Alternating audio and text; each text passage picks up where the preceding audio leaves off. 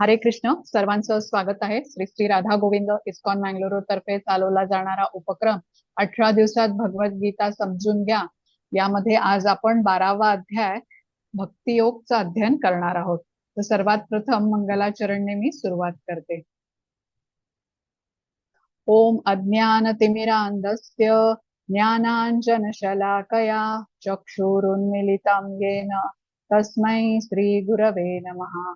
श्रीचैतन्यमनोभीष्टं स्थापितं येन भूतले स्वयं रूप कदा मह्यं ददाति स्वपदान्तिकं. हे कृष्ण करुणा सिन्धो दीनबन्धो जगत्पते गोपेश गोपिका कान्त राधा कांत नमोस्तुते. तप्त कांचन गौरांगी राधे वृंदावनेश्वरी वृषभानुसुते देवी प्रणमामि हरिप्रिये. नमः ओं विष्णुपदाय कृष्ण पृष्ठाय भूतले श्रीमते भक्ति वेदांत स्वामी इति नामिने. नमस्ते सारस्वते देवे गौरवाणी प्रचारिणे निर्विशेष शून्यवादी पाश्चात्य देशतारिणे.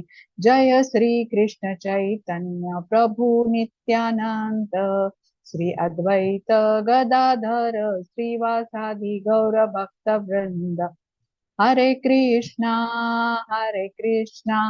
कृष्ण कृष्णा हरे हरे हरे राम राम राम हरे हरे. हरे कृष्ण.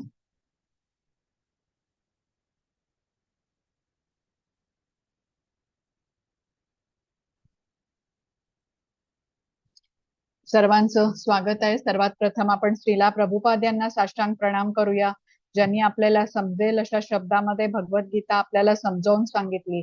त्यांनी लिहिलेल्या साध्या सोप्या भाषेमुळे भगवद्गीतेचं ज्ञान आपण ग्रहण करू शकलोय. श्री श्री राधा गोविंद इस्कॉन मँगलोरचे अध्यक्ष नामानिष्ठदास प्रभूजी यांना सादर प्रणाम, ज्यांनी हा अभ्यासक्रम आपल्यासाठी बनवला आणि झूमद्वारे आपल्याला सर्वांना हा उपलब्ध करून दिला. त्यामुळे आपण घर बसल्या या संधीचा लाभ घेऊ शकलो. अन्वय माताजींना प्रणाम करते, ज्यांनी मला भगवद्गीता शिकवली, सर्व श्लोकांचा सखोल अर्थ समजावून सांगितला. आमच्या सर्वांच्या प्रेरणा आणि मार्गदर्शक पूजा माताजींना प्रणाम करते. आज वर्गाला उपस्थित राहून सेवा देणाऱ्या दीपांजली माताजींना प्रणाम करते. उपस्थित सर्व भक्तगणांना सादर प्रणाम आणि सर्वांचं स्वागत. तर आज आपण अध्याय 12वा भक्तियोग शिकणार आहोत. आपण जसं आधी मी तुम्हाला सांगितलं की भगवद्गीतेची विभागणी 3 विभागामध्ये करता येते. पहिले 6 अध्याय हे कर्मयोगाचं ज्ञान आपल्याला देतात. शेवटचे 6 अध्याय हे आपल्याला ज्ञानयोगाबद्दल सांगतात आणि मधले 6 अध्याय म्हणजे 7 ते 12 हे अध्याय हे भक्तियोगाचे अध्याय आहेत. तर या भक्तियोगाच्या विभागामधला हा शेवटचा अध्याय आणि अतिशय महत्वाचा असा अध्याय आहे. तर आजच्या अध्यायाचं नाव पण भक्तियोग असंच आहे आणि श्रीला प्रभुपाद भक्तीला डिव्होशनल सर्व्हिस असं म्हणतात. आता तसं बघितलं तर संपूर्ण भगवद्गीताच आपल्याला भक्तीबद्दल सांगते, पण हा अध्याय विशेष करून आपल्याला भक्ती कशी सर्वश्रेष्ठ आहे, सर्व मार्ग कसे भक्तियोगाकडे अग्रेसर होतात याबद्दल आपल्याला माहिती देतो. श्री श्री राधा गोविंदांना प्रणाम करून त्यांचे आशीर्वाद घेऊन आपण अध्ययन सुरू करूया.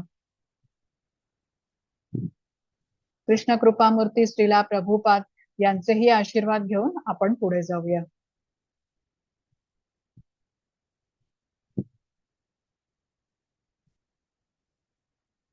हे श्रीनाथजींचे अर्च विग्रह आहेत, यांनाही प्रणाम करूया. त्यांचेही आशीर्वाद घेऊन आपण अध्ययन वर्गाकडे पुढे वळूया. काल आपण विश्वरूप दर्शन हा अध्याय 11वा बघितला होता. आपण या अध्यायामध्ये काय बघितलं याची थोडीशी उजळणी करूया. तर अर्जुनाने कृष्णांना आपलं विश्वरूप दाखवण्यासाठी विनंती केली. त्याआधी अर्जुनाने विनम्रतेने ही विनंती केलेली होती बघा. आणि तुम्ही मला योग्य वाटत असेल हे विश्वरूप दाखवणं तर मला दाखवा असं म्हटलं होतं. आता कृष्ण कसे आहेत, भक्त वत्सल आहेत. त्यांनी अर्जुनाला दिव्य दृष्टी बहाल केली आणि मग आपलं विराट असं हे विश्वरूप अर्जुनाला दाखवलं. आणि हे विश्वरूप बघून अर्जुनाने आपला भाव व्यक्त केला प्रथम त्याला खूप आनंद झाला, आश्चर्य वाटलं आणि नंतर तो भयभीत पण झाला. आता जेव्हा त्याने बघितलं की सर्व कौरव सेना ही कृष्णांच्या मुखामध्ये प्रवेश करते आणि चिरडली जाते, तेव्हा अर्जुनाने कृष्णांना विचारलं की तुम्ही कोण आहात आणि तुमचं काय प्रयोजन आहे. त्यावरती कृष्णांनी उत्तर दिलं होतं की मी काळ आहे. आता जेव्हा अर्जुनाने कृष्णांचं हे विराट रूप बघितलं तेव्हा त्याने क्षमा याचना केली होती. आता तुमची ऐश्वर्य न जाणताच मी तुम्हाला हे कृष्ण, हे यादव, हे मित्र अशी हाक मारलेली आहे. आपण एकत्र भोजन केलं आहे आणि खेळलेलो आहे. तर हे सगळं करत असताना माझ्याकडून काही अपराध झाला असेल तर मला क्षमा करा, असं तो म्हणालेला आहे कृष्णांना. मग अर्जुन कृष्णांना विनंती करतो की तुमचं विश्वरूप बघून आता माझं मानसिक संतुलन मी राखू शकत नाहीये, तर तुमचं विश्वरूप तुम्ही कृपया संपवा. मग विश्वरूप संपवून समाप्त करून कृष्ण पहिल्यांदा आपलं चतुर्भुज रूप प्रकट करतात आणि मग द्विभुज असं श्यामसुंदर रूप अर्जुनाच्या समोर प्रकट करतात. आणि मग अर्जुनाला सांगतात की माझं हे द्विभुज रूपाचं दर्शन हे अतिशय अवघड आहे, दुर्लभ दर्शन आहे आणि केवळ अनन्य भक्तालाच हे दर्शन होतं आणि माझी प्राप्ती होऊ शकते. तर इथे 11वा अध्याय आपला संपला आणि इथून आता 12वा अध्याय सुरू होतो. 12व्या अध्यायामध्ये अर्जुनाचे काही प्रश्न आहेत की भक्ती कशी केली पाहिजे, कुठल्या रूपाची केली पाहिजे, म्हणजे विश्वरूपाची करायची का श्यामसुंदर रूपाची करायची. आता याबद्दल अर्जुनाचे जे प्रश्न आहेत त्याच्यावरती सगळी सविस्तर उत्तर कृष्ण देणार आहेत. तर अर्जुनाचा पहिलाच प्रश्न आहे की अव्यक्त निर्विशेष रूपाची भक्ती करायची की सगुण अशा श्यामसुंदर रूपाची भक्ती करायची. आता ह्या प्रश्नाचं उत्तर देत असताना कृष्णांनी भक्तीचे आपल्याला टप्पे सांगितले, ज्याबद्दल आपण जाणून घेऊया. आणि शेवटी कृष्ण सांगतात की त्यांना भक्तांमधले कुठले गुण आवडतात ते. पहिलाच श्लोक आहे.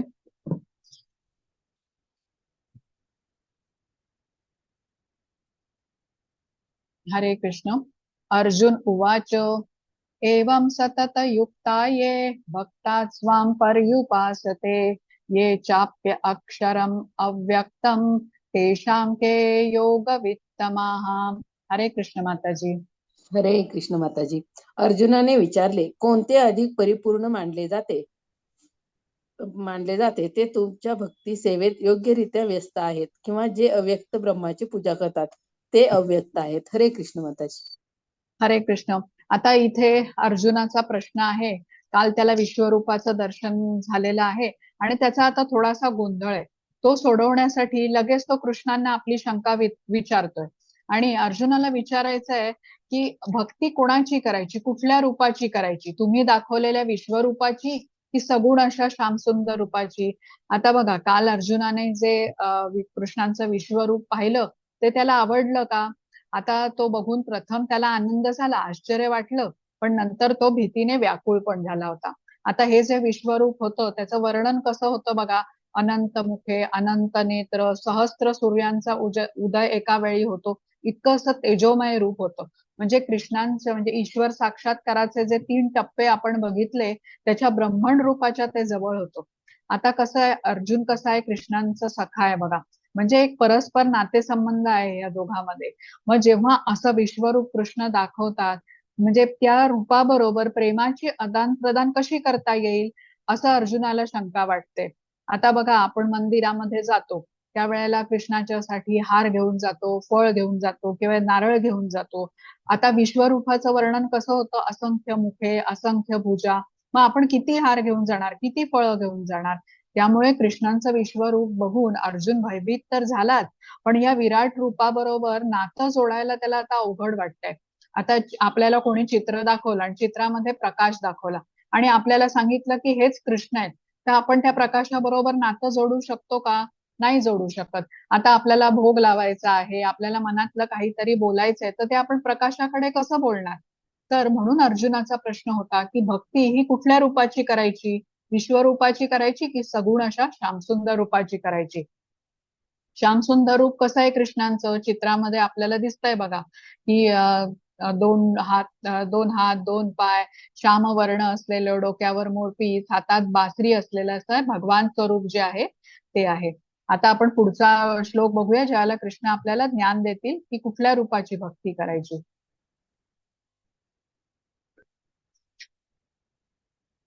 हा, हरे कृष्ण. श्री भगवान उवाच मय्यावेश्य मनो ये मां नित्ययुक्ता उपासते श्रद्धया परयोपेतास्ते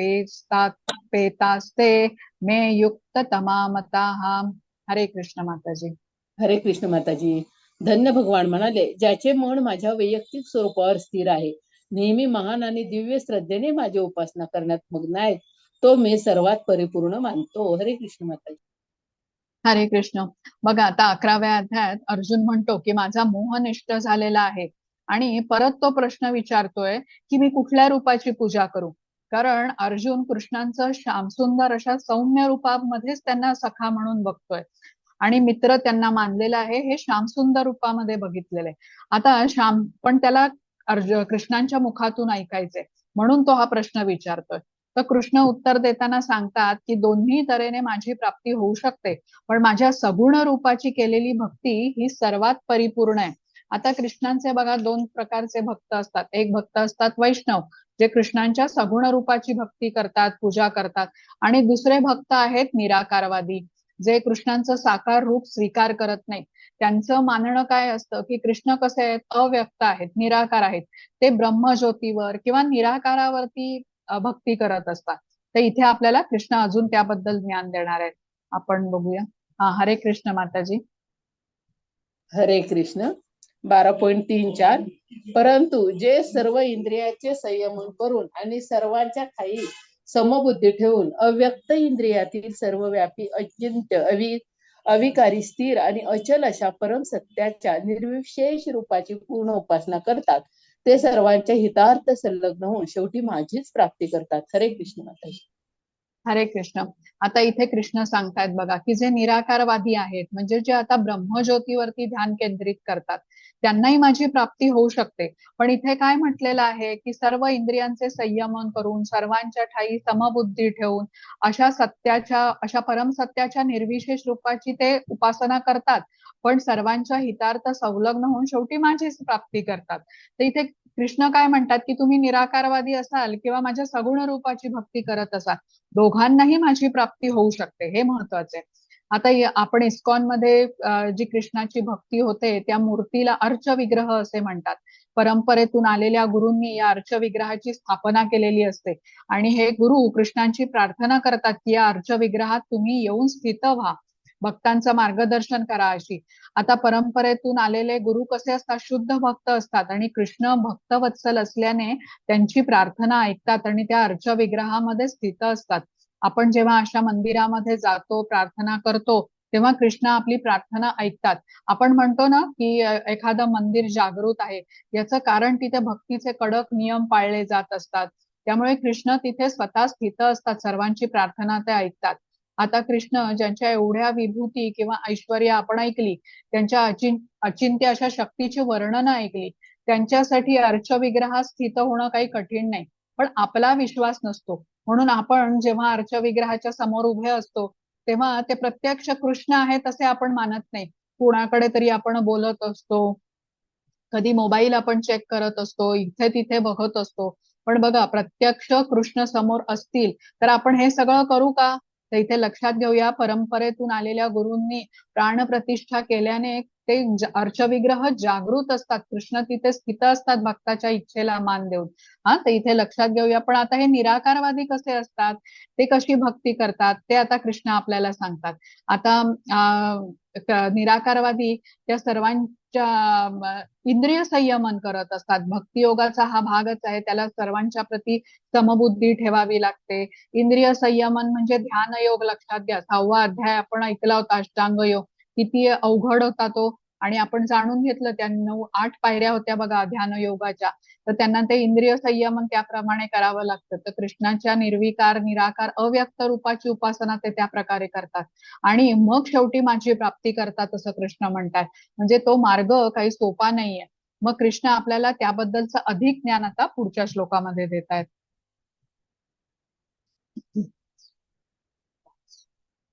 हरे कृष्ण.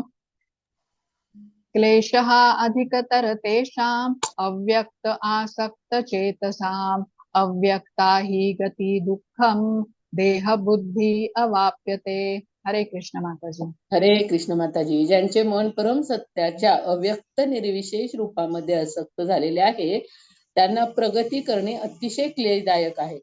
त्या मार्गात प्रगती करणे हे देहधारी जीवांसाठी नेहमीच अतिशय दुष्कर असते. हरे कृष्ण माता. हरे कृष्ण. आता इथे काय लिहिलंय की देहधारी जीवांसाठी या मार्गात प्रगती करणं नेहमीच अवघड असतं. आणि या श्लोकाच्या तात्पर्यामध्ये श्रीला प्रभुपादांनी आपल्याला समजावून सांगितलंय की आपण कसे आहोत, बद्ध आत्मा आहे. त्यामुळे आपण विचार काय करत असतो की मी शरीर आहे, मी आत्मा आहे असा विचार करणं आपल्याला अवघड आहे. आपण बद्ध जीव आहोत. आपण असंच मानून चाललोय की आपण शरीर आहोत. आणि आपल्या बघा तुम्ही बघितलं तर आपली दिनचर्या कशी असते. आपण अशा प्रकारे ठरवतो आपली दिनचर्या की ज्याने आपल्या शरीराला आराम मिळेल, सुखसोयी किंवा आपल्या मनाला आनंद मिळेल, अशा प्रकारे ठरवलेल्या असतात आपण.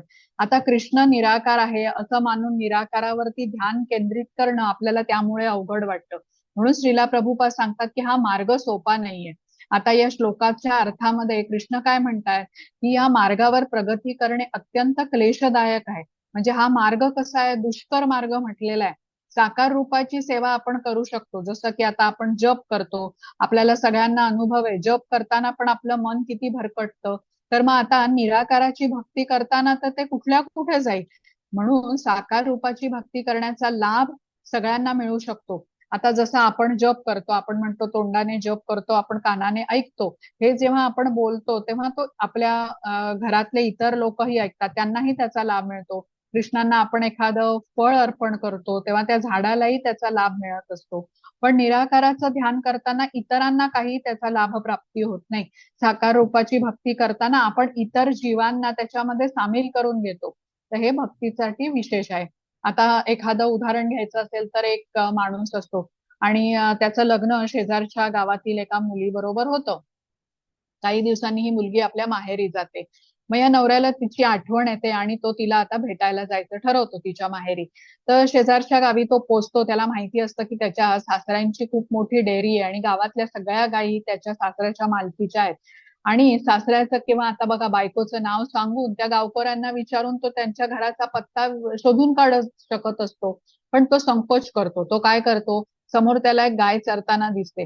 तिचे मागचे पाय जाऊन तो पकडतो. आता अचानक पाय पकडल्याने ती गाय घाबरते आणि इतस्ततः पळू लागते. इकडे तिकडे शेवटी ती गाय घरी पोचते. पण त्या गायीचे पाय पकडल्याने तिच्या मागे हा फरफटत जातो आणि त्याचे कपडे फाटतात, त्याला खूप खरचटतं, रक्त पण वाहतं. तसाच हा निराकाराचा ध्यान करण्याचा मार्ग आहे बघा. अतिशय दुष्कर असं म्हटलेलं आहे. आता आपल्या तुम्हाला माहिती असेल तर तुम्ही किंवा बघितलं असेल तर मांजरीची पिल्लं बघा, लहान असताना ती मांजरी अशी तोंडात हळूवार उचलून इथून तिथे अगदी त्यांना सुरक्षितपणे नेते. म्हणजे पिल्लांना इजा होणार नाही, आपले दात लागणार नाही, तशी काळजी ती घेते. आणि पिल्लू पण निर्धास्तपणे त्या मांजरीच्या जबड्यात पकडून जातं. आता या उलट ते माकडाचं पिल्लू असतं बघा, ते आईला पूर्ण ताकदीने कवटाळून बसलेलं असतं. पिल्लाची आई म्हणजे ती माकडीण काय करत असते, ह्या झाडावरून त्या झाडावर जाताना आपल्या दोन्ही हातांनी ती झाड घट्ट पकडते. पण पिल्लू मात्र स्वतःच्या ताकदीवर आईला घट्ट धरून बसलेलं असतं. म्हणजे पिल्लाची पकड जरा ढिली झाली की ते पडू पण शकतं, कारण त्याला आईने पकडलेलं नसतं. तर हा फरक आहे साकार आणि निर्विकार रूपाची उपासना करण्यामध्ये. साकार रूपाची भक्ती करताना कृष्ण स्वतः आपल्याला त्यांच्या भक्तांची काळजी घेतात, अगदी त्या मांजरासारखी. पण जेव्हा निराकार किंवा ब्रह्मज्योतीवरती ध्यान आपण केंद्रित करतो आणि त्या प्रकारे भक्ती करायला बघतो, तेव्हा जबाबदारी संपूर्ण ही आपली असते.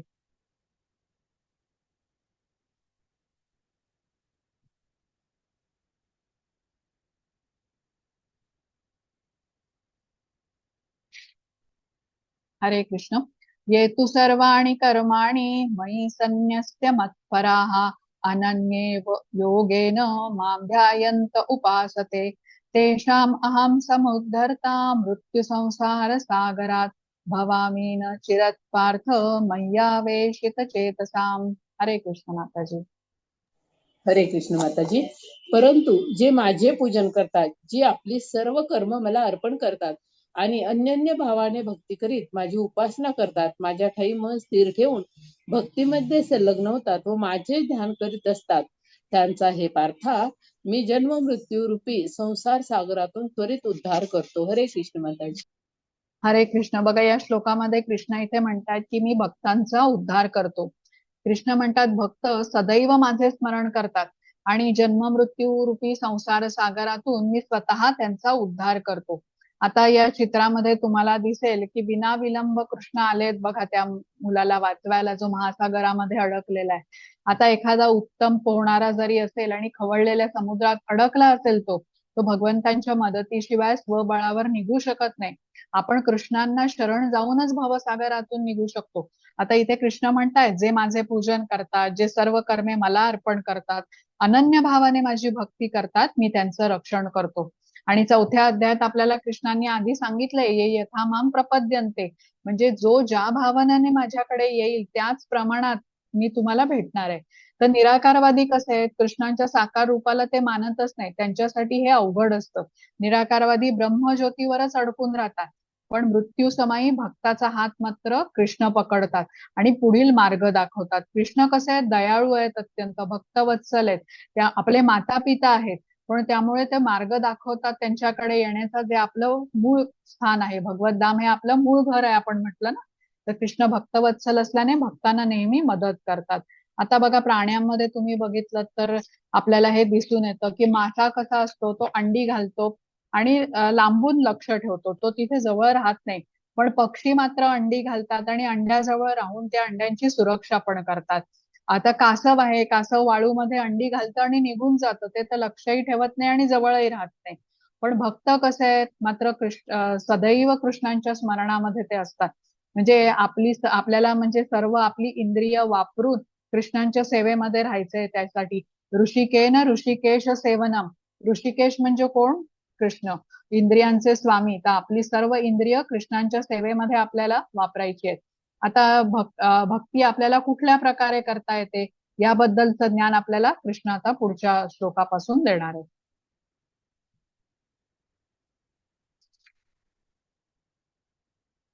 हरे कृष्ण. मय्येव मन आध्यस्त्व मयि बुद्धी निवेशय निवसिष्यसि मय्येव अत ऊर्ध्वं न संशयः. हरे कृष्ण माताजी. हरे कृष्ण. माझ्यावर पुरुषोत्तम भगवंतावर तुझे मन स्थिर कर आणि आपली बुद्धी गुंतवून माझ्या ठाई युक्त कर. अशा रीतीने तू निसंदेह सदैव माझ्यामध्येच वास करशील. हरे कृष्ण माताजी. हरे कृष्ण. आता इथे अनन्य भक्तीबद्दल कृष्णांनी आपल्याला सांगितलंय. अनन्य म्हणजे काय? अनन्य म्हणजे इतर कुठेही नाही, फक्त कृष्णांची भक्ती करायची. आता कृष्ण काय म्हणतात, ही सगळ्यात उत्तम पद्धत आहे भक्तीची. चित्रामध्ये बघा, वृंदावन मधील गोकुळवासी दाखवलेत, ते सर्व कृष्णांची अनन्य भक्ती करत असत, ते सदैव कृष्णांचं स्मरण करीत असत. आणि इथे कृष्ण गोपसवंगड्यांच्या बरोबर दाखवलेत बघा, गोपसवंगड्यांच्या बरोबर ते एकत्र खेळायचे, वनभोजन करायचे.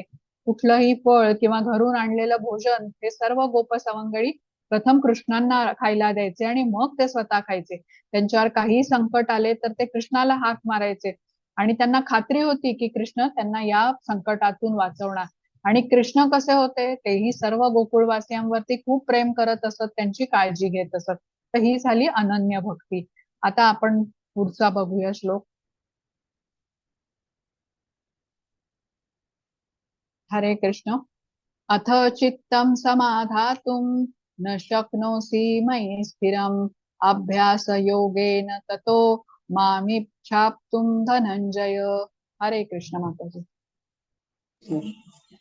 हे धनंजया, जर तू आपले मन निश्चितपणे माझ्या ठाई स्थिर करण्यात असमर्थ असशील तर भक्तियोगाच्या नियामक तत्वांचे पालन कर. अशा रीतीने मला प्राप्त करण्याची इच्छा तू उत्पन्न कर व तुम्हाला पूर्ण सिद्धी प्राप्त होईल. हरे कृष्ण. हरे कृष्ण.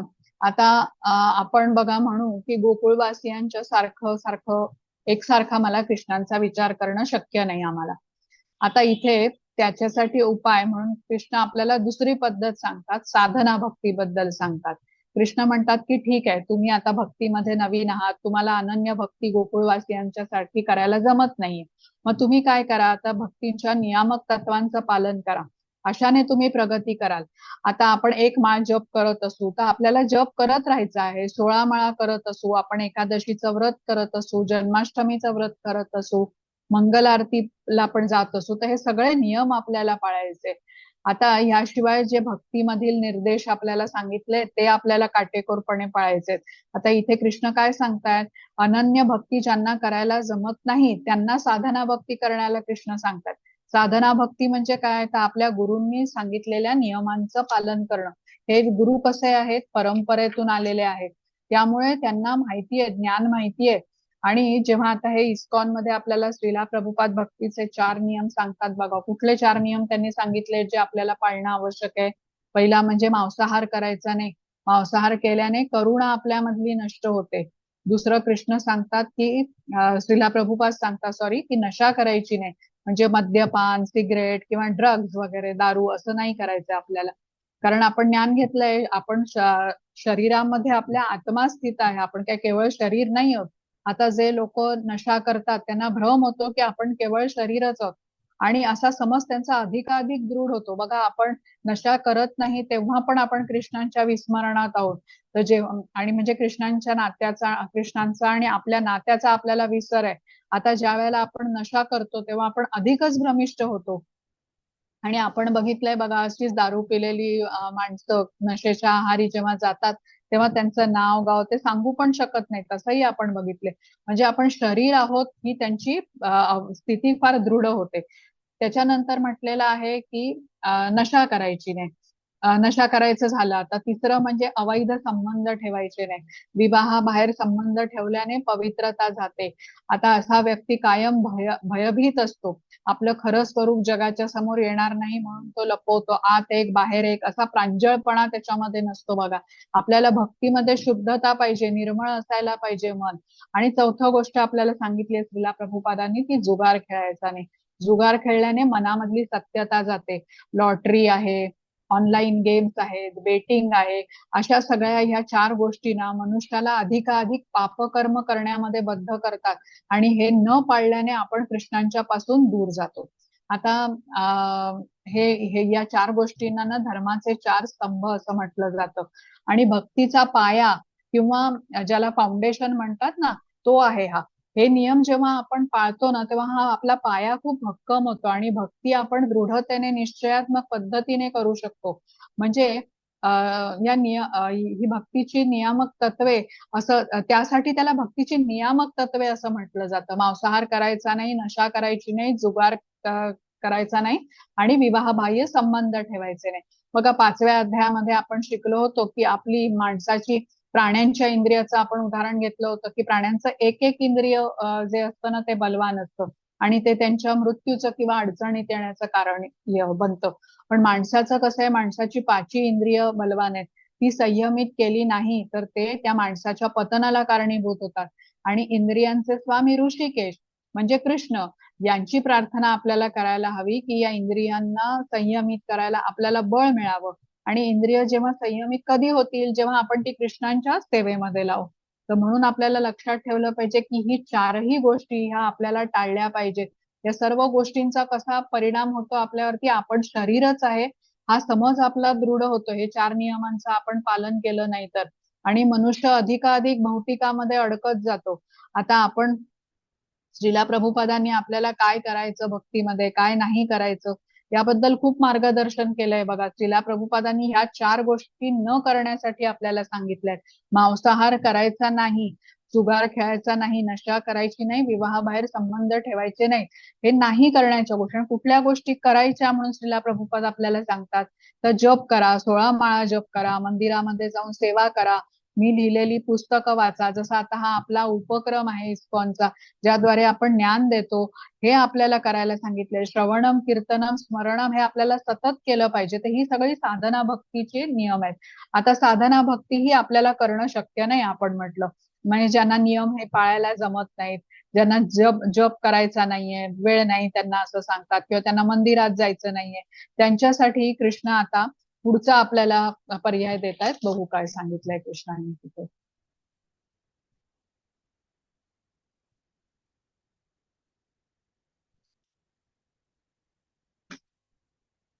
हा, हरे कृष्ण.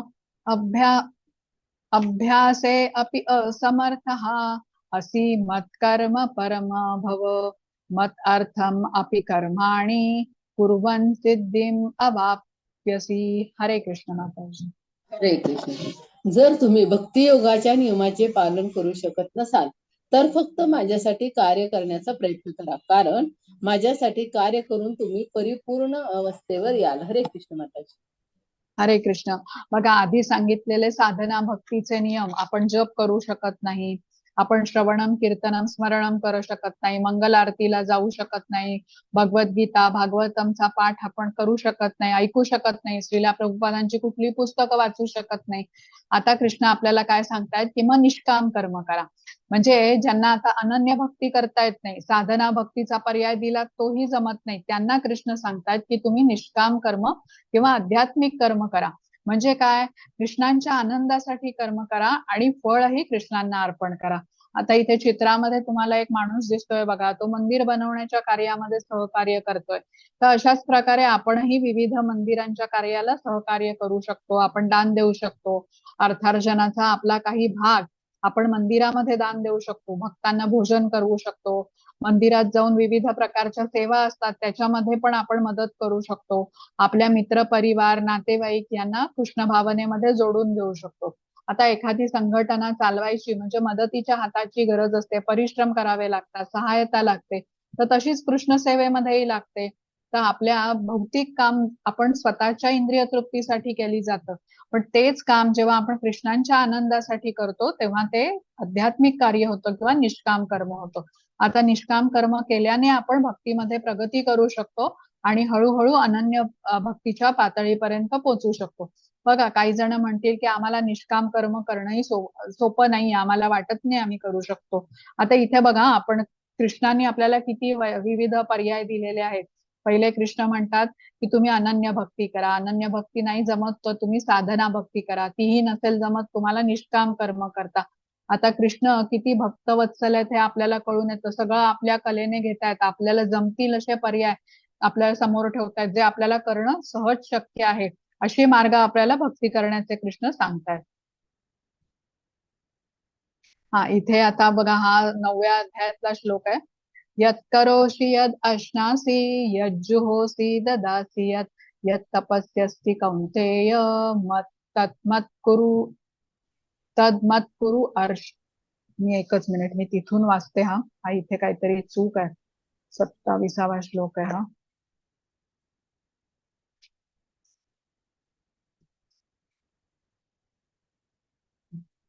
यत् करोषि यद् अश्नासि यज्जुहोसि ददासि यत् तपस्यसि कौन्तेय तत्कुरुष्व मद अर्पणम. हरे कृष्ण माताजी. हरे कृष्ण. हे कुंतीपुत्र, तू जे काही करतोस, जे काही खातोस, जे काही अर्पण करतोस आणि दान करतोस, तसे तू जे काही तपस्या करतोस ते सर्व मला अर्पण म्हणून करावे. हरे कृष्ण माताजी. हरे कृष्ण. आता आपण अनन्य भक्तीला पण नाही म्हटलं, जमणार नाही आम्हाला, साधना भक्ती पण जमणार नाही म्हटलं, निष्काम कर्म पण जमणार नाही म्हटलं, मग कृष्ण आपल्याला अजून एक पद्धत सांगतात. कृष्ण म्हणतात तुम्ही जे काही कराल ते सर्व मला अर्पण करा. कृष्ण ह्या 27व्या श्लोकामध्ये 9व्या अध्यायामध्ये आपल्याला कृष्णाने सांगितलंय की तुला काहीच करायला जमत नसेल तर जे कर्म करतोस त्याचं फळ मला अर्पण कर, जे खातोस, जे दान करतोस, जी तपस्या करतोस ते सर्व मला अर्पण कर. या प्रकारे कोणत्याही परिस्थितीमध्ये कृष्णांचं विस्मरण आपल्याला होणार नाही, आपल्या जीवनाला एक प्रकारचं वळण लागेल. जर आता आपल्याला कर्म तर करावीच लागतात, मग जसं आता अन्न आपण खातोच म्हणजे, तर मग आपण असं ठरवू शकतो की मी फक्त कृष्ण प्रसादच खाणार. आता असं केल्याने आपल्याला आपल्या जीवनाला एक वळण लागतं. तर हे आपल्याला कृष्णांनी सांगितलेलं आहे, जे करशील कर्म ते माझ्या आनंदासाठी कर. हा, आता बघा, इथे आपल्या उपक्रमाबद्दल पण सांगितलेलं आहे. आता ज्यांची आपला हा उपक्रम तुम्ही गेले 12 दिवस 11 दिवस येता आहात, तुम्हाला निश्चितच आवडला असणार म्हणूनच तुम्ही रोज येताय.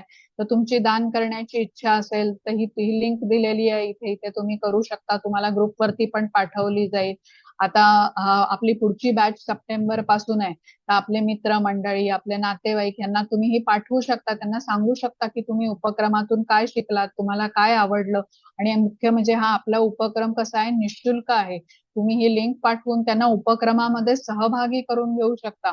हे सर्व तुम्ही कृष्णांच्या आनंदासाठी करत असल्याने हे पण एक निष्काम कर्म होतं. तुम्ही हे स्वार्थासाठी करत नाहीये. तुमची अपेक्षा नाहीये की तुमच्या नातेवाईकांनी, मित्रांनी तुम्हाला काही द्यावं, पण कृष्णांच्या आनंदासाठी करत असल्यामुळे हे एक निष्काम कर्म आहे. तसंच किड्स बॅच असते बघा आपली, घरात तुमच्या लहान मुलं असतील, तुमच्या ओळखीमध्ये लहान मुलं असतील, त्यांनाही तुम्ही कृष्ण भावनेमध्ये जोडू शकतात. प्रल्हाद महाराज म्हणालेत ना, जेवढ्या लवकर तुम्ही कृष्ण भावना सुरू कराल तेवढी ती जास्त चांगली असते. हा, तर आपण हा प्रयत्न करू शकतो.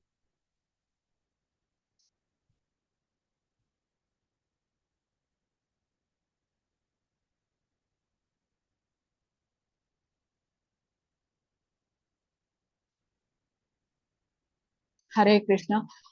एतत् अपि अशक्तः असि कर्तुं मतयोगम् आश्रितः सर्वकर्म फलत्यागं तत्कुरु यत आत्मवान. हरे कृष्ण माताजी.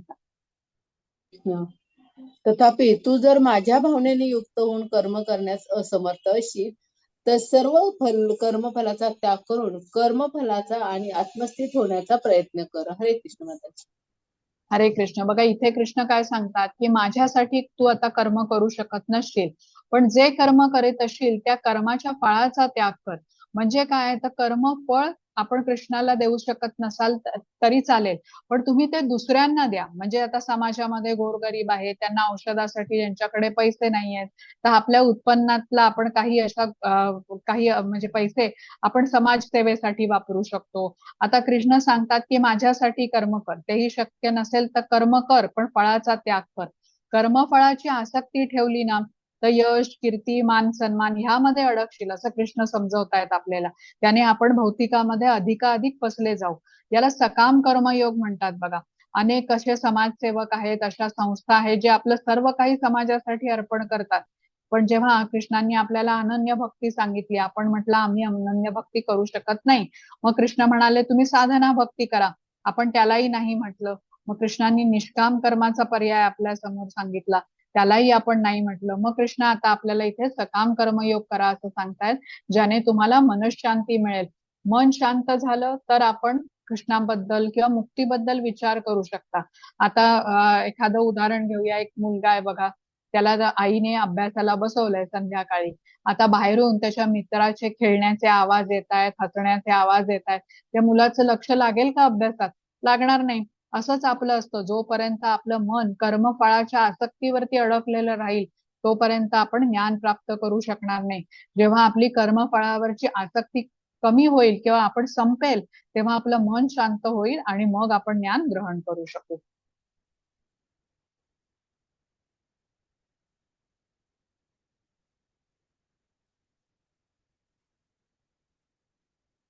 हरे कृष्ण. श्रेय हि ज्ञानम अभ्यासात ज्ञानम ध्यानम विशिष्यते. श्रेष्ठ विशिष्यते ध्यानात कर्म फल त्याग, त्यागात शांती अनंतरम. हरे कृष्ण माताजी. हरे कृष्ण माताजी. तुला जर असा अभ्यास करणे शक्य नसेल तर ज्ञानाचे अनुशीलन करण्यात तू स्वतःला संलग्न कर. तथापि ज्ञानापेक्षा ध्यान श्रेष्ठ आणि ध्यानापेक्षाही कर्मफलाचा त्याग करणे श्रेष्ठ आहे, कारण अशा कर्मफल त्यागामुळे मनुष्याला मनशांती प्राप्त होते. हरे कृष्ण. हरे कृष्ण. आता काही जण म्हणतील आम्हाला सकाम कर्मयोग पण जमणार नाही. मग कृष्ण इथे आपल्याला सांगतात की तुम्हाला हेही करणं शक्य नसेल तर तुम्ही ज्ञान घ्या. ज्ञानापेक्षा ध्यान श्रेष्ठ आहे आणि ध्यानापेक्षा कर्मफळाचा त्याग अधिक श्रेष्ठ आहे. आता ज्ञानाने कसं वैराग्य येतं. माणूस ज्ञान संपादन केलेला असेल तर त्या अत्यंत साधेपणाने जगतो. जसं आता लाकूड बघा, लाकूड ओलं असेल ना तर ते जळू शकत नाही. तसंच मन शांत असल्याशिवाय भौतिकाची आसक्ती सुटत नाही. मन शांत झालं की कृष्णांकडे कसं जाता येईल ह्याचा आपण विचार करू शकतो. आता इथे चित्रामध्ये ना एक पळवालीची गोष्ट आहे. ही पळवाली इथे वृंदावन मध्ये येत असे आणि तिने खूप ऐकलेलं होतं की नंद महाराज आणि यशोदा यांचा हा जो बालक आहे कृष्ण, हा अतिशय सुंदर आहे. तर तिची इच्छा असते की जाऊन बालकाला या कृष्णाला बघायची. मग ती एक दिवस फळ घेऊन येते आणि कृष्णाच्या घराबाहेर येऊन ती आवाज देऊ लागते की तिने कुठली कुठली फळं आणली आहेत ते ती सांगते. आता कृष्ण बाहेर येतो आणि ती सगळी फळं तिला द्यायला सांगतो. आता ही फळवाली प्रथमच कृष्णाला बघत असते. कृष्णांचं सुंदर पाणीदार डोळे, असं सुंदर हास्य, ते मोरपंख लावलेला केश कलाप बघून ती अगदी मंत्रमुग्ध होते आणि तिला सगळ्याचा जणू विसर पडतो. थोड्या वेळाने ती भानावर येते. आता टोपलीत तिच्या खूप फळं असतात. हरे कृष्ण. हरे बरं, कृष्ण. टोपलीत हो. काही कोणाचा तरी आवाज आला, काही हरकत हं. नाही, सगळ्यांनी माईकची काळजी घ्या आपल्या. हा, तर टोपलीमध्ये खूप फळं असतात आणि कृष्ण काय करतो, दोन दोन अशी फळं घेऊन आतमध्ये घेऊन जातो, टोपलीतली काढून आणि आतमध्ये ठेवतो. त्याच्यानंतर तिला फळवालीला थांबायला सांगतो. आता कृष्णाने बघितलेलं असतं की यशोदा माता काय करते, फळं घेते, भाज्या घेते आणि त्याबद्दल त्यांना धान्य देत असते. मग त्या फळवालीला पण मला धान्य द्यायला पाहिजे असं म्हणतो आणि घरामध्ये जातो आणि पोत्यातून 2 मुठी तांदूळ काढून घेतो आणि असा लुटू लुटू पळत त्या फळवालीकडे जाऊ लागतो. आता छोटाच असतो कृष्ण, बालकच असतो, केवढी त्याची ती मूठ असणार आणि त्यात तो असा धावत येतो. तर ते तांदूळ मुठीतून त्याच्या सांडतात आणि जेव्हा फळवालीपर्यंत हा पोहोचतो कृष्ण, तेव्हा तांदळाचे 2च दाणे त्या मुठीमध्ये शिल्लक असतात. तेच 2 दाणे तो तिच्या टोपलीमध्ये टाकतो. आता त्या फळवालीला कृष्णांना भेटून खूप आनंद झालेला असतो. ती टोपली उचलते आणि घरी जायला निघते. कृष्णाला बघितल्याचंच म्हणजे बघितल्याचा आनंद इतका असतो, त्या त्या आनंदातच ती आता घरी जाते आणि घरी पोहोचल्यावर ती टोपली खाली ठेवते आणि काय बघते, तर टोपली आता अनमोल रत्नांनी भरलेली असते. हिरे, माणिक, पाचू. तर असं कृष्ण कसे आहेत बघा, अनेक पटीने वापस परत देतात आपल्याला. आता ती म्हणजे ती कुठल्या सर्वसामान्य बालकाला भेटून आलेली नसते ना, साक्षात श्री पुरुषोत्तम श्रीकृष्ण यांचं दर्शन तिने घेतलेलं असतं. तर असे कृष्ण असतात बघा. आपल्याला कल्पना पण करता येणार नाही, जेव्हा आपण कर्माचा त्याग करतो तेव्हा कृष्ण आपल्याला किती पटीने तो लाभ करून देणार आहेत, हे आपल्या कल्पना शक्तीच्या बाहेरचं आहे. हा, तर जेव्हा आपण कृष्णांच्या बद्दल विचार करू लागतो तेव्हा आपण आता प्रगती करतो. आता आपल्याला वाटतं बघा, आपण कृष्णांवरती मन कसं लावायचं आणि का लावायचं, कसं लावायचं, ह्याचे विविध आपण उपाय बघितले, कृष्णांनी आपल्याला सांगितलं. पण का महत्व दिलं गेलंय कृष्णांचं एवढं सतत स्मरण करण्याचं? कारण बघा, आपण तो श्लोक 8व्या अध्यायामध्ये शिकलोय, अंतकालेच मामेव स्मरण मुक्त्वा कलेवरम. म्हणजे अंतसमयी जेव्हा कृष्णाचं आपण स्मरण करू तेव्हाच त्यांची प्राप्ती करू शकू आणि अंतसमयी त्यांची आठवण येण्यासाठी आयुष्यभर आपल्याला स्मरण केलं पाहिजे. म्हणून जितक्या लवकर होईल तितकं आपण कृष्णांच्या बरोबर जोडून घेतलं पाहिजे आणि ज्या प्रमाणात आपण जोडून घेऊ त्या प्रमाणात कृष्ण आपल्याला अनुकूल असं ते फळ परत करणार आहेत. तर हळूहळू आपली भक्तीमध्ये प्रगती केली पाहिजे त्याद्वारे आणि श्रवणम, कीर्तनम, स्मरणम करत अनन्य भक्तीपर्यंत आपल्याला पोहोचलं पाहिजे. आणि कुठून सुरुवात करायची ह्या सगळ्या प्रक्रियेला आपल्याला, तर 1 माळेचा जप आपल्याला रोज करायला पाहिजे. फक्त 10 मिनिटं लागतात. इथे आपण लक्षात ठेवूया, स्वाभाविक प्रेम आहे ना आपल्याला कृष्णांबद्दल. अनेक जन्मातली आपली अशुद्धता आहे, अनर्थ आहेत, पण ह्या प्रेमाचा त्यामुळे आपल्याला विसर पडलाय. पण जसं मॅग्नेट असतं बघा, मॅग्नेट कसं शुद्ध लोखंडाकडे त्वरित आकर्षित होतं, पण लोखंड जर का अशुद्ध असेल, गंजलेलं असेल, तर ते आकर्षण कमी असतं. तसंच आपल्यामध्ये अशुद्धता आपल्या दूर केल्या, त्याचा उपाय आपल्याला सगळ्या श्रीला प्रभुपाद यांनी सांगितलंय बघा. कुठल्या गोष्टी करायच्या, कुठल्या गोष्टी करायच्या नाहीत, ते आपण जर का आचार्यांनी सांगितलेलं हे नियम पाळले तर आपल्याला कृष्णांच्या प्रती आकर्षण आपलं पटकन येईल. अनर्थ आपले जसे जसे दूर होऊ लागतील तसे. पण प्रयत्न आपल्याला केला पाहिजे आणि तो प्रयत्न रोज 1 माळेचा जप आपल्याला निश्चित करावा आपण. हा, हरे कृष्ण माताजी. हरे कृष्ण. 12.13-14. जो जीवांचा द्वेष करत नाही आणि सर्व जीवांचा सुहृदय मित्र, जो मिथ्या अहंकारापासून मुक्त आणि स्वतःला स्वामी समजत नाही, जो सुखदुःखामध्ये समभाव राखतो, जो क्षमाशील, सदैव तृप्त, आत्मसंयमी आहे आणि आपले मन व बुद्धी माझ्यावर स्थिर करून जो दृढ निश्चयाने भक्तीमध्ये संलग्न झाला आहे, तो मला अत्यंत प्रिय आहे. हरे कृष्ण माताजी. हरे कृष्ण. बघा, इथे कृष्णांना त्यांच्या भक्तांमधले कुठले गुण आवडतात ते कृष्ण सांगतात. कृष्णांनी सांगितलंय की भक्तियोगाचा मार्ग सगळ्यात श्रेष्ठ आहे. मग भक्तीचे वेगवेगळे आपल्याला स्तर पण त्यांनी सांगितले. इथे आता भक्तांची लक्षणं कृष्ण सांगतात. आता या चित्रामध्ये बघा, सुदामा दाखवलेत, कृष्णांचे बालमित्र होते, पण या सुदामाला काही अहंकार नव्हता. तिथे कृष्णांचे बालमित्र आहेत. साक्षात पुरुषोत्तम भगवान श्रीकृष्णांचे बालमित्र आहेत ते, पण त्यांना अजिबात अहंकार नव्हता. आणि इथे भौतिक जगामध्ये आपण कसं बघतो बघा, कोणाचा तरी लांबच्या नातेवाईकाचा कुठला तरी शेजारी मंत्री वगैरे असला तरी तोही मोठ्या अभिमानाने सांगतो. आता तो मंत्री त्याला ओळखत पण नसेल, नाव पण माहिती नसेल, पण ह्याला मात्र त्याचा गर्व असतो. तर सुदामा साक्षात पुरुषोत्तम श्रीकृष्णाचे बालमित्र आहे, पण जराही अहंकार त्यांच्यामध्ये नाहीये. आता आपण जसं जप करू लागतो, जप वाढवलं की आपल्याला जाणवतं की म्हणजे आपल्यामध्ये किती हे असे अनर्थ आहेत. आणि आपण शिकलो ना की 4 प्रकारचे लोक कृष्णांमध्ये कृष्णांकडे आकर्षित होतात. कुठल्या 4 प्रकारचे लोक आकर्षित होतात? तर आर्त असतात, जे दुःखी असतात, आपलं दुःख कष्ट दूर व्हावे म्हणून कृष्णांची आठवण करतात.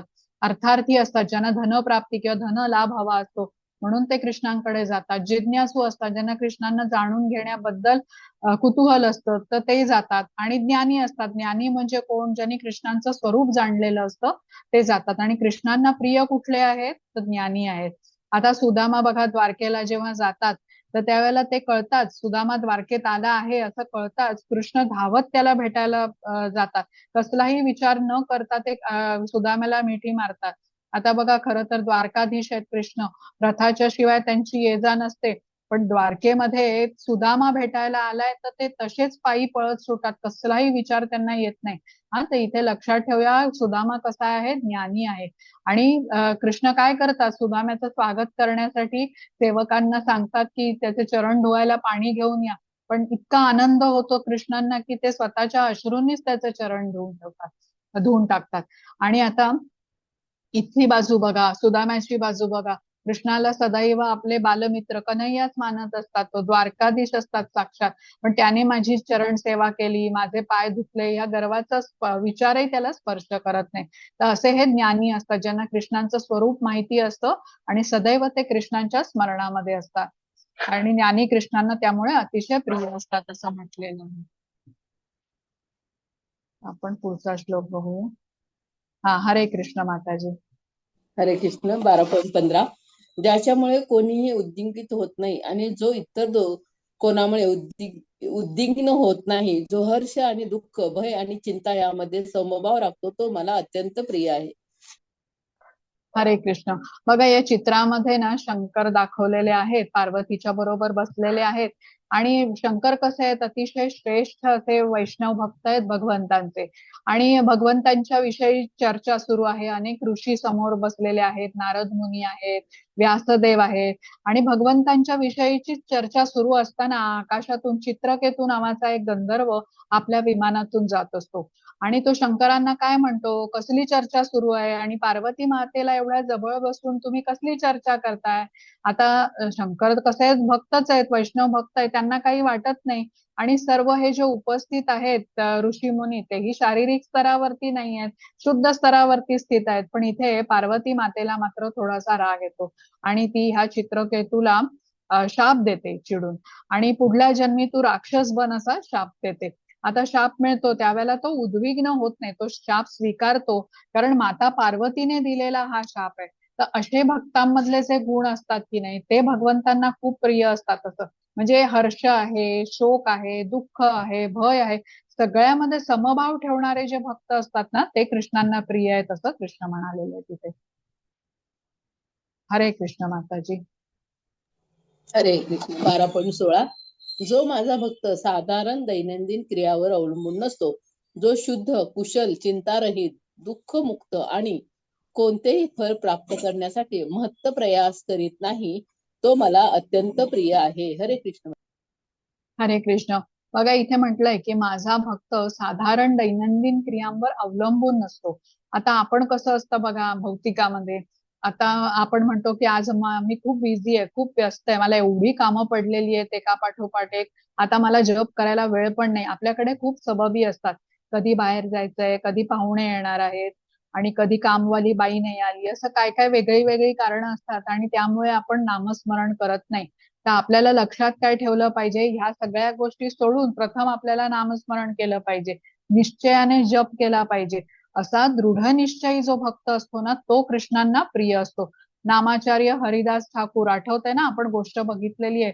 तर असे जे दृढ निश्चयी भक्त असतात, नामाचार्य हरिदास ठाकूर, काय करायचे, 192 माळांचा जप करायचे आणि तो पूर्ण केल्याशिवाय आराम तर सोडाच, ते अन्न पण ग्रहण करायचे नाही. हा, तर आपण एवढं अपेक्षित नाहीये आपल्याकडून, पण आपण भौतिकाच्या कुठल्याही गोष्टींसाठी नामस्मरण टाळायचं नाही, आपल्याला ते करायचं आहे, म्हणजे दृढ निश्चयी होऊन. हा, हरे कृष्ण माताजी. हरे कृष्ण. 12.17. जो हर्षितही होत नाही किंवा दुःखही करत नाही, शोकही करीत नाही किंवा आकांक्षाही करत नाही, आणि ज्याने शुभाशुभ गोष्टीचा त्याग केला आहे, असा भक्त मला अत्यंत प्रिय आहे. हरे कृष्ण. आता इथे काय म्हटलेलं आहे की जो सुखात दुःखात माझे स्मरण करतो तो मला प्रिय आहे. असं नाही की दुःखामध्ये आठवण केली कृष्णांची, आनंदामध्ये कृष्णांचा विसर पडला, असं उपयोगाचं नाही. भक्त कसा असतो, सुखदुःखामध्ये सम राहतो आणि ही कृष्णांचीच योजना आहे असं तो मानतो. इथे भक्त प्रल्हादांचं चित्र आहे बघा. त्यांचे वडील हिरण्यकश्यपू किती प्रयत्न करतात मारण्याचे, कुठले अत्याचार त्याच्यावरती करत नाही, पण प्रल्हाद मात्र सदैव परमेश्वराचं नामस्मरण करत असतात, नारायण नारायण म्हणतच त्या अत्याचारांना समोर जातात. हा, हरे कृष्ण माताजी. हरे कृष्ण. 12.20. जे भक्ती सेवेच्या या अविनाशी मार्गाचे अनुसरण करतात आणि जे पूर्णपणे श्रद्धेने स्वतःला जोडून घेतात, मला सर्वोच्च ध्येय बनवतात, ते मला खूप प्रिय आहेत. हरे कृष्ण. हरे कृष्ण. आता आपण बघितलं की कुठली भक्ती परिपूर्ण आहे, तर हे सांगण्यासाठी आपल्याला कृष्णांनी इथे एक गोष्ट सांगितली आहे, बिल्वमंगळ ठाकूरांची गोष्ट आहे. तर बिल्वमंगळ ठाकूर हे कृष्णाचे खूप मोठे भक्त असतात आणि गत जन्मामध्ये ते एक संन्यासी असतात. भागवत सप्ताह आयोजित करत असतात, सर्वांना प्रसाद वाटप करत असतात आणि गावच्या गाव त्या भागवत कथेला ऐकायला येत असे. आता भावभक्तीच्या स्थितीला ते स्थितीवरती स्थित होते भक्तीच्या, बिल्वमंगळ ठाकूर. आपण 9 पायऱ्या भक्तीच्या शिकलोय बघा, श्रद्धा, साधू संग, भजन क्रिया, अनर्थ निवृत्ती, निष्ठा, रुची आणि आसक्ती, भावभक्ती आणि प्रेमभक्ती. आता एकदा काय होतं की त्यांना भागवत सप्ताहाचं आयोजन करायचं असतं आणि पैसे अपुरे पडत असतात. तर ते विचार करत चालत जात असतात, तिकडे स्मशानभूमीच्या बाजूने जात असताना त्यांना दिसतं की खूप चांगले चांगले पोशाख केलेले, वस्त्र घातलेले लोक तिथे जमलेले आहेत आणि ते विचारपूस करतात. तेव्हा त्यांना समजतं की एका राजकन्येचा मृत्यू झालाय आणि हे सगळे तिचे नातेवाईक आहेत. त्या राजकन्येचं मृत शरीर खूप सजवलेलं असतं, कपड्यांनी, उंची वस्त्र, दागदागिने वगैरे घालून, आणि ते बघतात आणि त्यांच्या मनामध्ये विचार येतो, या मृत शरीराला एवढ्या किमती दागदागिन्यांचा, वस्त्रांचा काय उपयोग आहे. म्हणून आता ते विचार करत थोडा वेळ तिथे उभे राहतात. थोड्या वेळाने ते नातेवाईक निघून जातात आणि अग्नी दिल्यानंतर ह्याला मृत शरीराला, आणि त्या नातेवाईक सर्व निघून गेल्याची खात्री केल्यानंतर हे बिल्वमंगळ ठाकूर त्या मृत शरीराच्या जवळ जातात आणि मृत शरीरावरून दागिने काढून घेणार एवढ्यात आता एक आवाज येतो. त्या राजकन्याचा आवाज असतो तो. ती म्हणते की माझ्या देहावरचे दागिने तू काढू नकोस, तू माझ्या वडिलांकडे जा, ते राजा आहेत आणि त्यांच्याकडे जाऊन तू माझे बाकीचे दागिने, इतर दागिने माग, ते देतील तुला. तर त्याला आश्चर्य वाटतं बिल्वमंगल ठाकूरला, पण ते जातात आणि राजाला जाऊन सगळी गोष्ट घटना सांगतात आणि राजा ऐकून घेतो आणि राजकन्याचे सर्व दागिने त्यांना देऊन टाकतो. आता ते दागिने तो विकतो, बिल्वमंगल, आणि मग भागवत सप्ताहाची तयारी करतो. आता त्याला वाटतं की अजून थोडे पैसे मिळाले तर अजून मोठ्या प्रमाणावरती आपण करू शकू. परत स्मशानभूमीमध्ये जातो, तिथे दागिने त्याला दिसतात. आता आता देह जळून गेलेला असतो अग्नीमुळे आणि आता तो दागिने ते उचलतो आणि वळतो घेऊन जाऊन, म्हणजे घेतो आणि परत वळतो जायला. तर एवढ्यात राजकन्येचा परत आवाज येतो आणि ती म्हणते की खूप चूक केलीस बघ तू हे दागिने उचलून, आणि खूप आसक्ती आहे तुला आणि ही आसक्ती काही बरोबर नाही. आता पुढच्या जन्मीही तू असा चारित्र्यहीन व्यक्ती बनशील, आणि असा शाप ती देते त्याला. आता अनैतिक जीवन जगशील असंही सांगते. आता या संन्यासाचा म्हणजे बिल्वमंगळ ठाकूरचा पुढचा जन्म एका श्रीमंत कुटुंबामध्ये होतो. आपण 6व्या अध्यायामध्ये शिकलो होतो बघा, अर्जुन कृष्णांना प्रश्न विचारतो की एखाद्या भक्ताने भक्ती केली पण त्याचा जर का योग पूर्ण होऊ शकला नाही तर त्याचं काय होतं. तर कृष्ण सांगतात ना की या मार्गावर काही हानी होत नाही, तो जिथे थांबला, त्याची भक्ती जिथे थांबली तिथून पुढे सुरू होते. आणि मोठ्या वैभवशाली कुटुंबामध्ये त्याचा जन्म होतो कारण त्याला उपजीविकेची काळजी राहत नाही. तो भक्तीमध्ये वेळ देऊ शकतो. त्याप्रमाणे आता या संन्यासाचं श्रीमंत कुटुंबात त्याला जन्म मिळालेला असतो आणि त्याचं नाव आता बिल्वमंगल असतं, पण तो चारित्र्यहीन असतो. आता एक त्या गावामध्ये वेश्या राहत असते, तिच्यावरती हा खूप आसक्त असतो, रोज तिच्याकडे जात असतो. तर एकदा काय होतं, त्याच्या वडिलांचा मृत्यू होतो, त्यांचे अंत्यविधी चालू असतात. ते ब्राह्मण मंत्र वगैरे म्हणून विधी करत असतात, पण ह्याला त्या वेश्येकडे जायची आता वेळ झालेली असते आणि हा अतिशय आतुर असतो तिच्याकडे जायला. तो त्या ब्राह्मणांवरती एकदम ओरडतो, म्हणतो किती वेळ लावताय तुम्ही, लवकर आटपा बरं. तर त्याप्रमाणे ते ब्राह्मण विधी आटोपतात, पण ते विधी संपत असताना जोरात पाऊस सुरू होतो, अति मुसळधार असा पाऊस पडू लागतो. आता तरीही हा निघतो आणि वेश्येकडे जायला. ह्या वेश्येचं नाव असतं चिंतामणी. आता चिंतामणी जिथे राहायची ना, तिथे जात असताना त्याला एक नदी लागत असे. आता हा नदीपर्यंत पोहोचतो, पण पावसामुळे नदीचा प्रवाह खूप वाढलेला असतो, नदी अशी दुथडी भरून वाहत असते आणि नेहमी कसं तो होडीने नदी ओलांडत असे. पण आता अचानक आलेल्या या पुरामुळे तिथे कोणी होडीवाला वगैरे त्याला सापडत नाही. आपण हा चिंतामणीला भेटायला अतिशय उतावळा झालेला असतो, तो तो काय करतो, तशीच उडी मारतो पाण्यामध्ये. कसा बसा थोडा पोहत जातो, तर त्याला पुढे ना एक प्रेत तरंगताना दिसतो. ते पकडून तो नदी पार करतो आणि दुसऱ्या किनारी पोचतो आणि धावतच तिच्या घरी पोचतो. आता तिथे जाऊन बघतो तर ह्या चिंतामणीच्या घराच्या दारं खिडक्या सगळ्या बंद असतात आणि जोरात पाऊस पडत असतो, त्यामुळे त्याने मारलेल्या हाका तिला ऐकू येत नाही. आता अंधार होत झालेला असतो, त्याच्या हाताशी त्याला काही दिसत पण नसतं, हाताशी एक दोर लागतो आणि तो ठरवतो ह्या दोराला पकडूनच आता आपण वरती चढूया. कसा बसा तो चढतो आणि वरच्या मजल्यावरती खिडकीपर्यंत पोहोचतो आणि धक्का मारून खिडकी उघडून तो आतमध्ये जातो.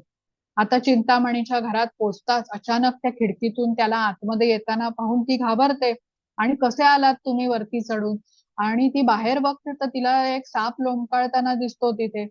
ती म्हणते एवढ्या रात्री इतक्या पावसात तुम्ही माझ्यासाठी आलात आणि कसे काय आलात, मग हा सगळी गोष्ट सांगतो, कशी त्याने नदी ओलांडली, कसा तो इथपर्यंत पोचला. आणि ती म्हणते एवढं सगळं अडचणीत असताना तुम्ही माझ्याकडे आलात. अहो ते म्हणजे तुमचे वडिलांचे अंत्यसंस्कार पण तुम्ही नीट केले नाही, तुमच्या इंद्रियांवर तुमचं नियंत्रणच तुम्हाला करता येत नाही. माझ्या शरीराकडे तुम्ही किती आसक्त आहात, या क्षणिक सुखाच्या मागे वेडे होऊन तुम्ही एवढ्या आतुरतेने माझ्याकडे आलात. तर याहून अर्धी आतुरता तुम्ही कृष्णासाठी ठेवली असती तर बघा काय झालं असतं. आता हे तिचं वाक्य ऐकल्यानंतर या बिल्वमंगलला अचानक काहीतरी डोक्यामध्ये समजतं आणि जसं म्हणजे तो तडक तिथून निघतो आणि वृंदावनला जातो. आता ही चिंतामणी वेश्या असली तर ती असं कसं बोलली, असं आपल्या मनामध्ये पण शंका येते. तर त्यावेळेला ह्या वेश्येमध्ये त्या बिल्वमंगलचे गुरु स्थित होते आणि ते बोलले आणि जेव्हा तिच्या मुखातून हे जे ऐकतो बिल्वमंगल, तेव्हा असं बोधवाक्य ऐकावं असा क्षणार्धात त्याला प्रकाश पडावा ते ऐकल्यावरती तशी त्याची अवस्था होते. आता हा वृंदावनला जातो आणि बघा हा आता म्हणजे आता त्याचा विवेक जागृत झालेला असतो, म्हणूनच तो वृंदावनला पोहोचतो. पण तो चारित्र्यहीन असतो आणि ह्या ज्या सवयी असतात स्त्रीगमनाच्या वगैरे, त्या काही अशा पटकन जात नाहीत. तर तो रस्त्यातून जात असताना वृंदावनला एक सुंदर स्त्री त्याला दिसते आणि तिचे सुंदर केस वगैरे बघून तो थोडासा आकर्षित होतो तिच्याकडे आणि तिचा पाठलाग करू लागतो. आता ती बाईलाही जाणवतं की कोणीतरी हा माणूस माझा पाठलाग करतोय. तर ती लगबगीने आपल्या घरी पोचते, दरवाजा उघडून आतमध्ये जाते, बाहेर तिचे पती बसलेले असतात. आता हा बाईच्या पाठीमागे हा बिल्वमंगल पण पोचतो. आता आणि तिच्या पतीला तो विचारतो की त्या बाई ज्या आतमध्ये आल्या त्यांना तुम्ही जरा बाहेर बोलवता का. तर हा माणूस आपल्या पत्नीला हाक मारतो आणि सांगतो कोणीतरी तुला भेटायला आलंय. आता ह्या माणसाला जो आपला इतका वेळ पाठलाग करत होता त्याला तिथे उभा असलेला बघून ती जरा थोडी बाई घाबरते. पण तेवढ्यात बिल्वमंगल त्या स्त्रीला म्हणतो, त्या बाईला म्हणतो की माताजी, तुमच्या आंबाड्यातला मला आकडा द्याल का जरा. तर ती आकडा काढून देते आणि बिल्वमंगल त्याने आपले डोळे फोडतो. म्हणजे कृष्णाकडे जात असताना जी इंद्रिय बाधा बनतायत ती इंद्रियच मला नको असं म्हणून तो करतात. आता मग ते वृंदावनामध्ये जातात आणि तिथे मग आपल्याला भक्तीमध्ये संलग्न करून घेतात. आता असं म्हटलं जातं की कृष्णांनी अतिशय प्रसन्न होऊन त्यांना नंतर दृष्टीही प्रदान करतात आणि दर्शनही देतात. तर हे बिल्वमंगल ठाकूर कृष्ण कर्णामृत कृष्ण बालचरित, गोविंद दामोदर स्तव अशी अनेक स्तोत्र त्यांनी आणि काव्यग्रंथ त्यांनी नंतर लिहिले. आणि कृष्ण स्वतः त्यांच्या रचना ऐकायला येऊन बसत असत बघा. इथे चित्रामध्ये दाखवलंय, गोप बालक बनून त्यांच्यासाठी ते भोजन पण करून घेऊन येत असत. तर इथे आपल्याला लक्षात काय ठेवायचं आहे की या उदाहरणावरून की त्यांचं अनुसरण आपल्याला करायचंय. म्हणजे त्यांनी आपल्याला काय शिकवलं आहे ना ते आपल्याला करायचंय. त्यांनी जे केलं ते आपल्याला करायचं नाहीये. डोळे वगैरे पडून घ्यायचे नाहीयेत. त्यांनी आपली इंद्रिय कशी कृष्णावरती वळवली, कृष्ण आपली जे काही त्यांच्यामध्ये क्षमता होती त्या ध्याने त्यांनी कृष्णांची स्तुती, सुंदर भजनं रचली, ते महत्वाचं आहे. म्हणजे ऋषिकेन ऋषिकेश सेवनम भक्तिरुच्यते. म्हणजे आपल्या इंद्रिय कृष्णांच्या सेवेमध्ये अर्पण करून कृष्णांची भक्ती करायची, हे आपल्याला सांगितलंय. आपल्या इंद्रियांनी इंद्रियांचे स्वामी जे कृष्ण आहेत त्यांची सेवा करायची, हे आपल्याला करायचं आहे. हा, तर इथे आपला अध्यायाचा संपतो. काय बरं बघितलं आपण अध्यायामध्ये, तर कुठली भक्ती परिपूर्ण आहे हे आपल्याला समजलं. अव्यक्त ब्रह्माची का कृष्णांच्या श्याम सुंदर रूपाची, हा गोंधळ अर्जुनाचा होता. मग कृष्णांनी आपल्याला उत्तर दिलं की साकार रूपाची भक्ती परिपूर्ण आहे. त्यानंतर कृष्णांनी भक्तीचे मार्ग आपल्याला सांगितले. सगळ्यात श्रेष्ठ मार्ग कुठला? अनन्य भक्तीचा. ती जमत नसेल तर साधना भक्तीचा. तीही जमत नसेल तर निष्काम कर्मयोग करा, कृष्ण म्हणाले. आणि तोही जमत नसेल तर सकाम कर्मयोग करा. आणि तेवढी जमत नसेल तर ज्ञानयोग करा. आणि तो जमला नाही तर ध्यान योग करा. आणि ध्यान योगही जमत नसेल तर कर्माचं फळ मला अर्पण करा. असे अनेक पर्याय कृष्णांनी आपल्याला दिले. कुठला तरी एक निवडा आणि भक्ती करू लागा, आणि मग हळूहळू प्रगती करता करता अनन्य भक्तीच्या दिशेने पोचा, असं आपल्याला कृष्णांनी सांगितलं. तर एक एक पायरी चढत आपण अनन्य भक्तीपर्यंत पोचायचं असतं. आणि शेवटी कृष्ण आपल्या भक्तांमध्ये कुठले गुण आवडतात हे कृष्णांनी सांगितले. तर इथे लक्षात घेऊया आपण, म्हणजे जशा नद्या बघा कितीही लांब प्रवास करीत अंततः त्या सागरालाच मिळतात, तसाच आपण कुठलाही मार्ग निवडूया, शेवटचा टप्पा काय आहे? भक्तियोग आहे. कर्मयोग, ज्ञानयोग, ध्यानयोग असा अनेक जन्म प्रवास करून अंततः भक्तियोगापर्यंतच आपण पोहोचणार आहे. तर मग डायरेक्ट भक्तियोग करू शकतो आणि आपण कृष्णधामामध्ये पोहोचू शकतो. आता मनुष्य जन्मामध्ये जी व्यक्ती म्हणजे या पापातून, दुःखातून मुक्त कशी होईल हे जाणण्यासाठी आपण कर्मयोग, ज्ञानयोग, ध्यानयोग करतो. पण अंततः भक्तियोगापर्यंतच आपण येऊन पोहोचलोय. आता कर्मयोगामध्ये बघा, इंद्रिय आपण कृष्णांच्या सेवेत लावतो. ज्ञानयोगामध्ये मनाने, ध्यानयोगामध्ये बुद्धीने आपण कृष्णावरती स्थिर करतो. पण भक्तियोगी कसा आहे? आपलं हृदय कृष्णांना देतो. खरं तर आपण हृदय देत नाही, कृष्ण आपलं हृदय चोरतात म्हणतात ना, I lost my heart to someone, असं भौतिकामध्ये म्हणतात बघा. तसंच भगवंत भक्ताच्या हृदयाची चोरी करतात आणि ते हळूहळू निर्मळ होत जातं. श्रवणम, कीर्तनम, स्मरणम हे सगळं करत असल्याने आपल्या हृदयातील अनर्थ जातात. आणि एकदा हृदय गेलं की इंद्रिय, मन आणि बुद्धी सर्वच कृष्णांना समर्पित होतं. तर आपण लक्षात ठेवूया, आचार्यांनी आपल्याला जे सांगितलेले गोष्टी आहेत ना, ज्या करायच्या नाहीत त्या आपण पाळल्या पाहिजेत, आणि ज्या करायला सांगितल्या आहेत त्या आपल्याला करायच्या आहेत. हे दोन्ही केल्याने आपण कृष्णांकडे, म्हणजे आता आपल्या साधनेला ज्ञानाची पण जोड मिळाली तेव्हा आपण शीघ्र प्रगती करू शकतो. तर हरे कृष्ण, इथे आपला अध्याय आता संपलेला आहे.